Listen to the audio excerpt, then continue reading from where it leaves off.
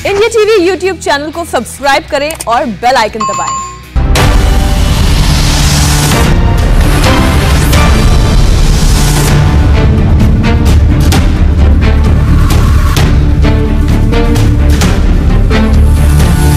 नमस्कार, आप देख रहे हैं इंडिया टीवी। आपके साथ मैं हूं मीनाक्षी जोशी। दोपहर के 12 बजे का वक्त है और अब वक्त हो गया है इलेक्शन के सबसे बड़े शो का। आपकी बार किसकी सरकार।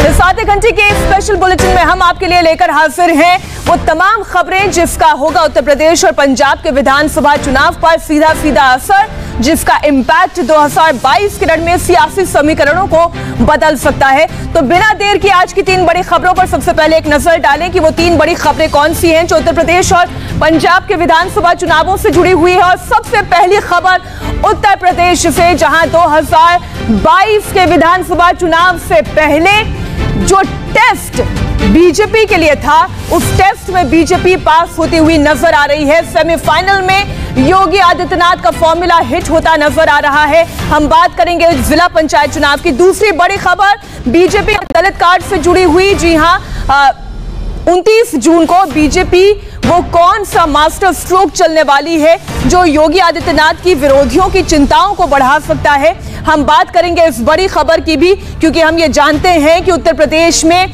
दलित वोट बैंक दूसरा सबसे बड़ा वोट बैंक है। और तीसरी बड़ी खबर पंजाब से, पंजाब में हाँ लेकिन यूपी में ना। और ये ना क्यों कहा मायावती ने, हम इस पर भी आपको जानकारी देंगे, क्योंकि उन्होंने कह दिया है कि उत्तर प्रदेश में वो अकेले विधानसभा चुनाव में जाएंगी। AIMIM के साथ उनका कोई गठबंधन नहीं होगा। डिटेल में जानकारी इस खबर की भी, लेकिन सबसे पहले बात हम करेंगे सेमीफाइनल की। जी हां, ये सेमीफाइनल मैच उत्तर प्रदेश में दरअसल जिला पंचायत के अध्यक्ष चुनने का मैच था और यहां पर भारतीय जनता पार्टी ने सेंचुरी बनाई है। अब कैसे बनाई है वो हम आपको बताते हैं। उत्तर प्रदेश जिला पंचायत चुनाव में बीजेपी की बड़ी जीत होने जा रही है। गाजियाबाद, मेरठ समेत 17 सीटों पर बीजेपी निर्विरोध चुनी गई है। और गाजियाबाद का अगर हम जिक्र करें तो ये ऐसी जगह है जहां पर बीजेपी के केवल 2 प्रत्याशी थे, उसके बावजूद 17 में से 2 होने के बावजूद बीजेपी यहां पर अगर जीती है तो कैसे ये हुआ है, कैसे मुमकिन हुआ, इस पर भी हम डिटेल में आपको जानकारी देंगे। हमारे संवाददाता भी हमारे साथ जुड़ेंगे। तो गाजियाबाद और मेरठ समेत 17 सीटों पर बीजेपी की जीत हुई है और समाजवादी पार्टी ने बीजेपी पर धांधली का आरोप भी लगा दिया है। समाजवादी पार्टी का कहना है कि नामांकन से रोका गया है हमारे उम्मीदवारों को। अब ये कैसे हुआ, इस पर भी हम डिटेल आपको देंगे। लेकिन बड़ी खबर तो यही है कि भारतीय जनता पार्टी के लिए खुशखबरी लेकर आया है जिला पंचायत के अध्यक्ष का ये चुनाव। तो 2022 से पहले जीत बीजेपी के लिए खुशी की लहर लेकर आई है और ये तस्वीरें अपने आप में बताने के लिए काफी, आप देखिए ढोल नगाड़े बज रहे हैं। पार्टी के जितने कार्यकर्ता हैं वो खुशियां मना रहे हैं। जो जीते हैं प्रत्याशी, आप देखिए उनके गले में फूलों की माला नजर आ रही है। जाहिर है ये रणनीति को बनाने के लिए बहुत जरूरी था कि क्या भारतीय जनता पार्टी सही ट्रैक पर चल रही है। आपको बता दें, कल ही हमने आपको रिपोर्ट दी, 325 प्लस का टारगेट भारतीय जनता पार्टी ये टारगेट लेकर चल रही है विधानसभा चुनाव में, उसे ये अचीव करना है। और अचीव करने के लिए क्या जो रणनीति बना रही पार्टी वो ठीक है। अब आप ये तस्वीरें देखिए और खुद इसका आकलन लगाइए, क्या इस वक्त भारतीय जनता पार्टी सही ट्रैक पर चल रही है। अब आप ये देखिए जिला पंचायत चुनाव में बीजेपी को अब तक जश्न का मौका कहां पर और कैसे मिला है। आप ये तस्वीर देखिए, 17 ऐसे जिले हैं जहां बीजेपी कैंडिडेट के आगे कोई टक्कर में नहीं आया, उन्हें निर्विरोध चुन लिया गया। जिसमें गोरखपुर की बात की जाए, मुरादाबाद की बात की जाए, बुलंदशहर, मऊ, आगरा, अमरोहा, ये वो ऐसे जिले हैं। और इसके अलावा गोंडा, गौतम बुद्ध नगर, गाजियाबाद, झांसी, चित्रकूट, शाश्वती समेत 17 जिले हैं जहां से बीजेपी के लिए बम्पर खुशखबरी आई है। और साथ ही बलरामपुर, मेरठ, बांदा, ललितपुर और वाराणसी जहां पर बीजेपी प्रत्याशियों का निर्विरोध चुना जाना तय नजर आ रहा है। इनके खिलाफ किसी ने भी नामांकन पत्र दाखिल नहीं किया है। तो जब कोई टक्कर में ही नहीं है तो ऑटोमेटिकली जीत बीजेपी के खेमे की हो जाती है। लेकिन इस जीत के बाद बीजेपी का जोश बहुत ज्यादा हाई है। तो समाजवादी पार्टी अपने आरोपों के तीर छोड़ रही है। समाजवादी पार्टी के अध्यक्ष अखिलेश यादव का पारा हाई हो गया है। उन्होंने बीजेपी पर धांधली का आरोप लगा दिया है। इसी को लेकर उन्होंने एक वीडियो ट्वीट किया है और आरोप लगाया है कि कई सीटों पर उसके उम्मीदवारों का नामांकन जानबूझकर रद्द किया गया है। आप इस पर एक नजर डालें। गोरखपुर व अन्य जगह जिस तरह अपील देखिए, भाजपा सरकार ने पंचायत अध्यक्ष के चुनाव में समाजवादी पार्टी के प्रत्याशियों को नामांकन करने से रोका। वो हारी हुई भाजपा का चुनाव जीतने का नया प्रशासनिक हथकंडा है। भाजपा जितने पंचायत अध्यक्ष बनाएगी, जनता विधानसभा में उन्हें उतनी सीट नहीं देगी। आप देखिए, उतनी सीट भी नहीं देगी, यानी 17 सीटों पर जहां पर बीजेपी जीत रही है, 17 सीटें भी नहीं आएगी। ये सीधा सीधा कहना है अखिलेश यादव का। तो सिर्फ अखिलेश यादव ही गुस्से में नहीं है, समाजवादी पार्टी के कार्यकर्ता भी बौखलाहट में है और इसी बौखलाहट के चलते वो शहर शहर हंगामा कर रहे हैं। गोरखपुर से लेकर देवरिया तक एसपी के कार्यकर्ताओं ने विरोध प्रदर्शन किया है। समाजवादी पार्टी के स्थानीय नेताओं का आरोप है कि पुलिस प्रशासन में शामिल अधिकारियों ने उनके कार्यकर्ताओं को डराया, धमकाया, मारपीट की। देवरिया में तो समाजवादी पार्टी के कार्यकर्ता और पुलिस के बीच तीखी नोकझोंक हुई। नौबत यहां तक आ गई कि पुलिस प्रशासन ने एसपी कार्यकर्ताओं को खदेड़ने के लिए हल्का बल प्रयोग भी किया। गोरखपुर में तो एसपी कैंडिडेट के अपहरण तक का आरोप लगा दिया गया। इतिहास में हम लोगों ने पहली बार देखा कि गोरखपुर जनपद में पूरा जिला प्रशासन भारतीय जनता पार्टी के एजेंट के रूप में काम कर रहा है। जब से जिला पंचायत अध्यक्ष चुनाव की घोषणा हुई, हम लोगों ने अध्यक्ष पद के लिए पार्टी से आलोक गुप्ता को प्रत्याशी बनाने का काम किया। उसी दिन से यहाँ का जिला प्रशासन उनके ऊपर तमाम फर्जी मुकदमे दर्ज करने का धमकी देने लगा, अपहरण कर लिया। और आज उनके परिवार के लोग जब निकल रहे थे आवेदन के लिए, नॉमिनेशन के लिए, तो वहाँ इंस्पेक्टर बहलगंज जाकर के बैठ के परिवार को रोकने का काम किए। इस वक्त एक और बड़ी खबर आपको बता दें, जिला पंचायत चुनाव में हार की वजह से समाजवादी पार्टी में बड़ा एक्शन हुआ है। समाजवादी पार्टी ने जिन 11 जिलों में अध्यक्ष को उनके पद से हटा दिया है, माना यह जा रहा है कि चुनाव में पार्टी के खराब प्रदर्शन के बाद जिला अध्यक्षों पर यह गाज गिरी है। जिला पंचायत चुनाव में हार के बाद अखिलेश यादव ने यह फैसला किया और 11 जिलों के अध्यक्षों को समाजवादी पार्टी प्रमुख ने बर्खास्त कर दिया है। खराब प्रदर्शन इस फैसले के पीछे वजह बताई जा रही है और अध्यक्ष के चुनाव में जहां हार मिली है समाजवादी पार्टी को, उन जिलों में ये गाज मिली है। अब आप देखिए कौन से 11 जिले हैं जहां पर समाजवादी पार्टी के प्रमुख ने ये फैसला किया है और जिला अध्यक्षों पर गाज गिरी है, वो आपको बता देते हैं। इनमें है गोरखपुर, मुरादाबाद, झांसी, आगरा, गौतम बुद्ध नगर और साथ ही मऊ। इनके अलावा बलरामपुर की बात की जाए, श्रावस्ती की बात की जाए, यहाँ पर अखिलेश यादव की पार्टी ने बहुत खराब प्रदर्शन किया। ललितपुर भी इसमें शामिल है। गोंडा की अगर बात की जाए तो ये वो जिले हैं जहां पर गाज गिरी है जिला अध्यक्षों पर। और अब आपके लिए समझना बहुत जरूरी है कि जिला पंचायत चुनाव में बीजेपी जिस बम्पर जीत की तरफ आगे बढ़ी है, वो बम्पर जीत आखिर मिली कैसे, इस जीत के मायने क्या है। जिला पंचायत चुनाव सेमीफाइनल के तौर पर देखा गया। पंचायत चुनाव में भी योगी आदित्यनाथ का सिक्का चला है।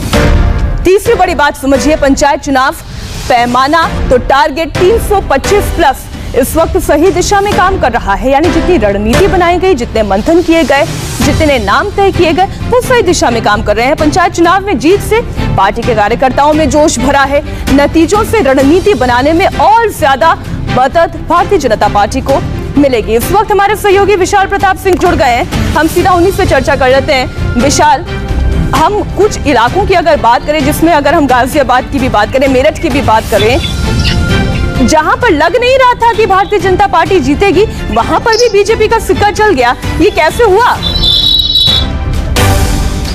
देखिए मीनाक्षी, इस पूरे मामले में ये कहा जाए कि चुनाव के जब रिजल्ट्स आए हैं, जिला पंचायत सदस्यों के जब रिजल्ट्स आए, उसके बाद से भारतीय जनता पार्टी ने तुरंत प्रबंधन शुरू किया, मैनेजमेंट शुरू किया। और सबसे महत्वपूर्ण बात यह है कि इस दौरान पार्टी ने अपने सभी पदाधिकारियों से बातचीत की, जिला अध्यक्षों से बात की, प्रभारी मंत्रियों को लगाया गया, विधायकों और सांसदों को लगाया गया कि किस तरीके से जो कैंडिडेट्स कुल मिलाकर के भारतीय जनता पार्टी से जीते हैं या फिर जो नाराज होकर के दूसरे दलों से लड़ गए थे या फिर निर्दलीय लड़ गए थे, उनसे बातचीत की गई है। और उसके बाद जब भारतीय जनता पार्टी को समर्थन प्राप्त हुआ है, तो अपने आप में समझ आ सकता है कि जहां पर 14 14 कुल जिला पंचायत सदस्य से उम्मीदवार हुआ करते थे, वहां पर अगर भारतीय जनता पार्टी के सिर्फ 2 कैंडिडेट जीते थे, तो ऐसे में उस सीट को भी अगर भारतीय जनता पार्टी ने निर्विरोध जीत लिया है तो अपने आप में समझा सकता है कि जो प्रबंधन था भारतीय जनता पार्टी का वो दूसरी पार्टियों से कहीं ज्यादा था, कहीं ज्यादा बेहतर था और कहीं ज्यादा एक्यूरेट था, क्योंकि पार्टी को यह पता था कि अगर जीत हासिल करनी है इन चुनाव में तो निश्चित तौर पर प्रबंधन कैसे करना है, कैंडिडेट्स को कैसे आगे उतारना है और कैसे निर्विरोध सीट को जीत लेना है। तो 18 में से अगर 17 सीटें, यानी ये तो हम समझ रहे हैं कि इस वक्त सही ट्रैक पर भारतीय जनता पार्टी चल रही है और इससे आगे उन्हें और मदद मिलेगी। शुक्रिया इस पूरी जानकारी के लिए आपका विशाल। आप बने रहिएगा हमारे साथ, क्योंकि इलेक्शन से जुड़ी हुई एक दूसरी बड़ी खबर भी उत्तर प्रदेश से ही आ रही है। दलित कार्ड क्या बनेगा जीत का कार्ड? जी हाँ, ये एक बड़ी खबर है। भीमराव अंबेडकर के नाम पर स्मारक स्थल बनाने वाली है बीजेपी और लखनऊ के लोक भवन में 25 फीट ऊंची प्रतिमा लगाई जाएगी। 29 जून को राष्ट्रपति खुद इस स्मारक का शिलान्यास करेंगे। यूपी विधानसभा चुनाव से पहले ये भारतीय जनता पार्टी का एक नया दाव आप कह सकते हैं। और ये क्यों?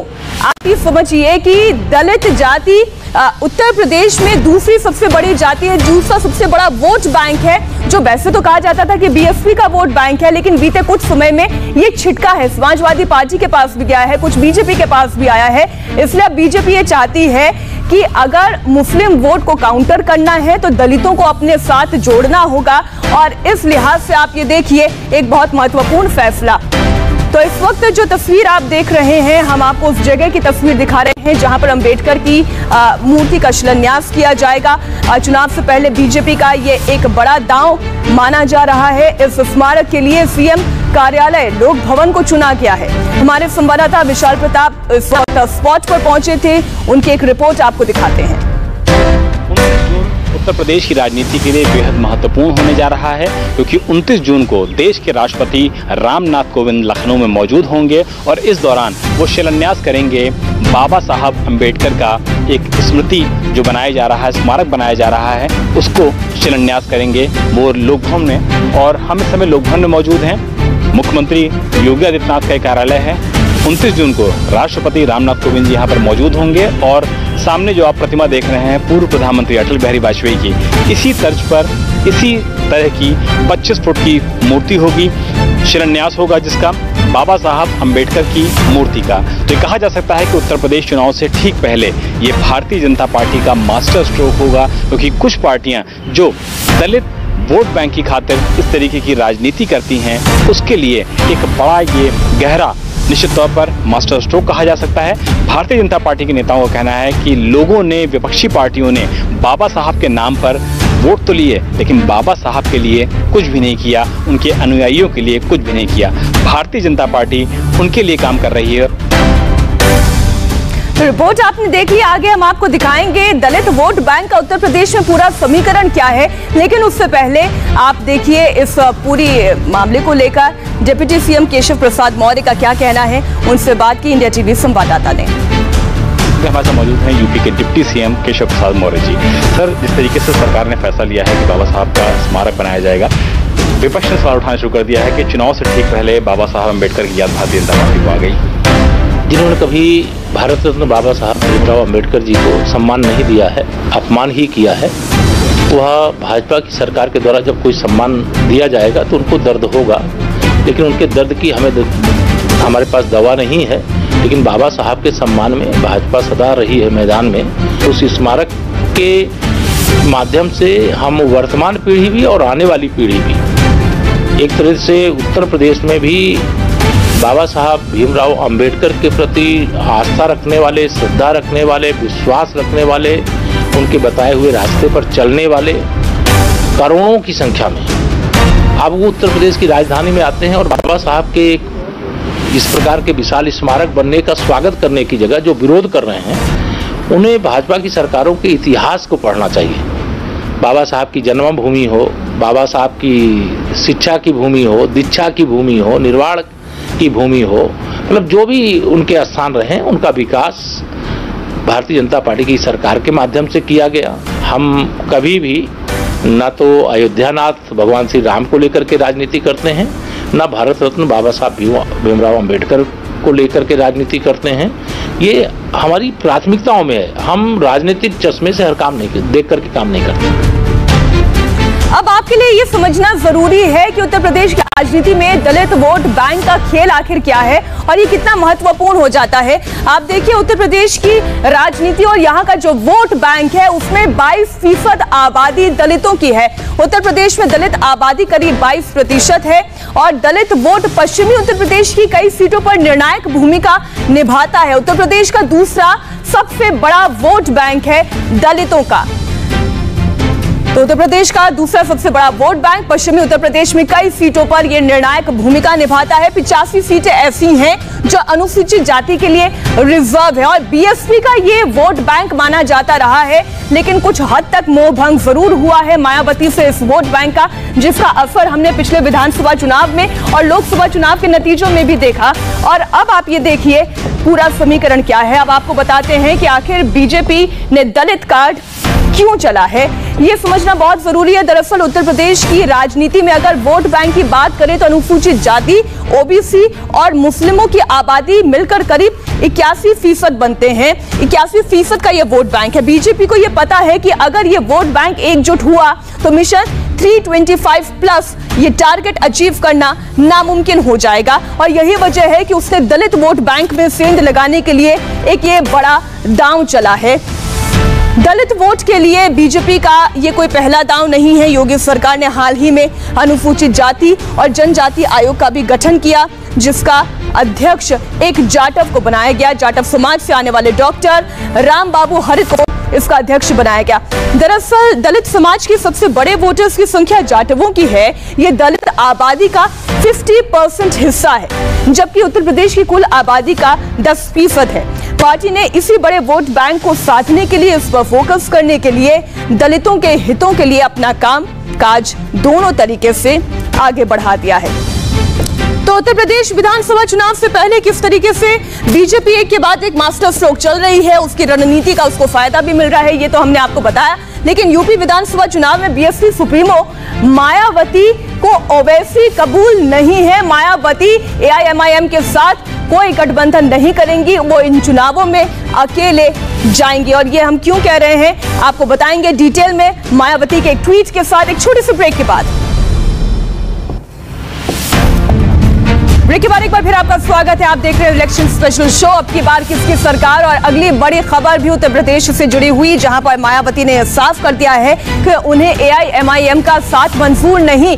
यूपी चुनाव पर बीएसपी अध्यक्ष मायावती ने कहा यूपी में वो विधानसभा चुनाव अकेले लड़ेंगी। यूपी उत्तराखंड में बीएसपी का किसी के साथ गठबंधन नहीं है। यूपी में एआईएमआईएम के साथ मिलकर चुनाव लड़ने की खबर गलत है।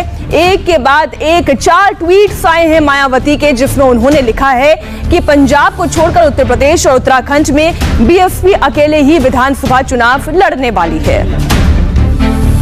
और आइए अब आपको बता देते हैं कि क्या लिखा है उन्होंने अपने इन 4 ट्वीट्स में।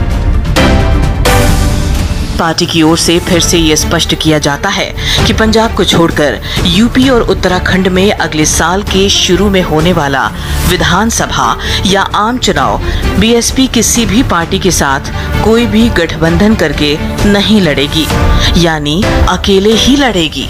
कल से ये खबर प्रसारित की जा रही है कि यूपी में आगामी विधानसभा आम चुनाव ओवैसी की पार्टी एआईएमआईएम और बीएसपी मिलकर लड़ेंगी। ये खबर पूर्णतः गलत, भ्रामक और तथ्यहीन है। इसमें रत्ती भर भी सच्चाई नहीं है और बीएसपी इसका जोरदार खंडन करती है। तो अब की बार किसकी सरकार इस इलेक्शन स्पेशल शो में फिलहाल इतना ही। वक्त एक छोटे से ब्रेक का, लेकिन आप कहीं मत जाइएगा क्योंकि एक छोटे से ब्रेक के बाद आपके सामने होगा ब्रेकिंग न्यूज, खबरों का तूफान, जम्मू धमाकों पर सबसे सनसनीखेज खुलासा। एक छोटे से ब्रेक के बाद।